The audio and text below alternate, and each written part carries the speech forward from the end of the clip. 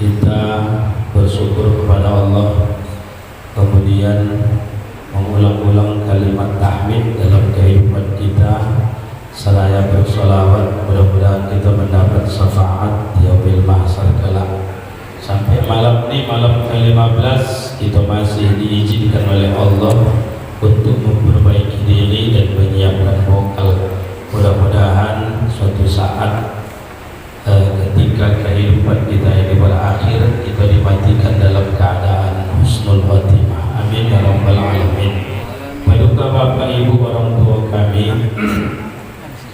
salah satu kelompok orang yang dicintai oleh Allah itu adalah muhsin.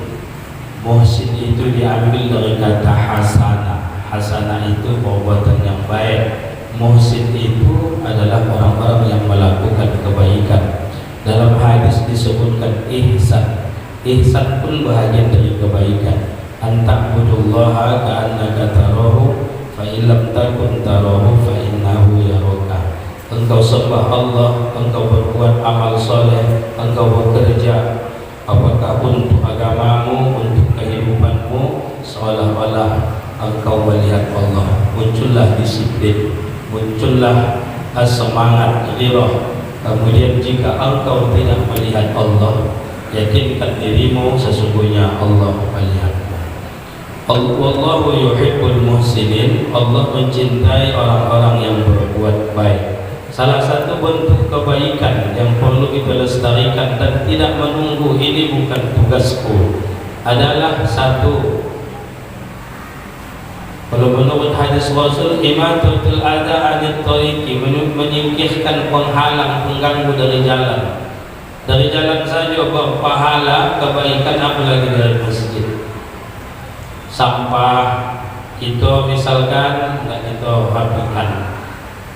Jangankan punya kita, punya orang pun nampak kita tidak menunggu. Itu bukan punyaku, terus kita sampaikan ke sana naluri batiniah kita.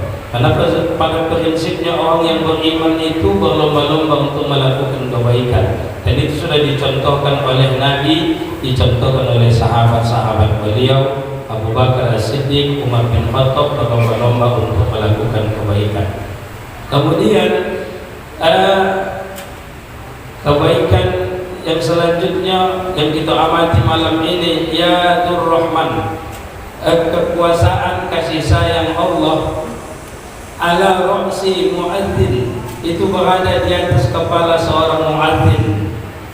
Kasih sayang dan karunia Allah senantiasa berada di atas kepala seorang muadzin hatta yafruha bin adani, hingga dia selesai mengumandangkan azan. Jadi tidak ada penyepelean ibadah. Inilah azan, ini imam, ini ceramah, ini tidak. Semuanya kebaikan, dan jangan pernah layaskan kebaikan sekecil apapun, karena kita tak tahu kebaikan mana yang akan membuat kita mendapat ridha dari Allah Subhanahu wa ta'ala. Kemudian selanjutnya kebaikan yang kita terapkan, meratakan, meluruskan saf. Tidak ada yang bolong-bolong, tak ada yang pindah-pindah kecuali oleh hajat. Selama seorang melaksanakan solat pada tempatnya, dia solat pada tempatnya, lalu selesai solat dia duduk di situ. Selama dia tidak menceritakan hal dunia, selama dia tidak menggosip, selama dia tidak berhadas, selama dia tidak berpindah tempat, Allah Subhanahu wa ta'ala melalui lisan nabinya menyampaikan bahwa orang itu senantiasa dalam doa dan permohonan dari malaikat.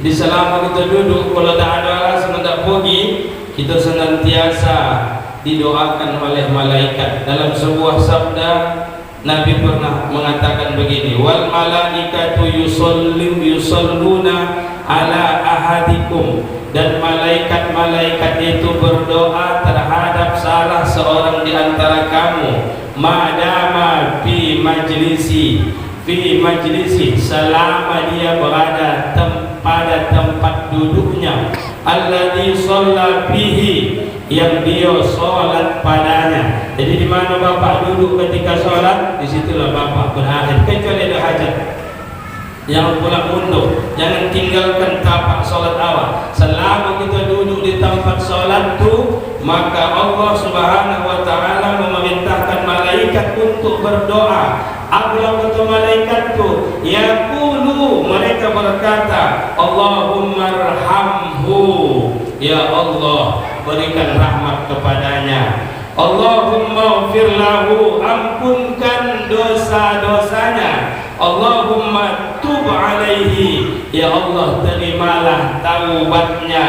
Malam yu'dhi bihi, selama dia tidak menyakiti orang lain, baik dengan cakap maupun dengan perbuatan. Malam yu'dhi bihi wa malam yuhdith bihi, dan selama dia tidak berhadas. Jadi selama kita duduk di tempat sholat kita tu, selama tidak menceritakan hal dunia, selama tidak berhadas, selama tidak bergeser dari tempat duduk tu, malaikat senantiasa berdoa, ya Allah ampunkan dia, berikan rahmat kepadanya, dan terimalah taubatnya. Jadi harapan kita ini bisa kita hayati. Mudah-mudahan kehidupan kita ini mendapat ridho rahmat dari Allah Subhanahu wa Ta'ala. Amin ya rabbal alamin. Assalamualaikum warahmatullahi wabarakatuh.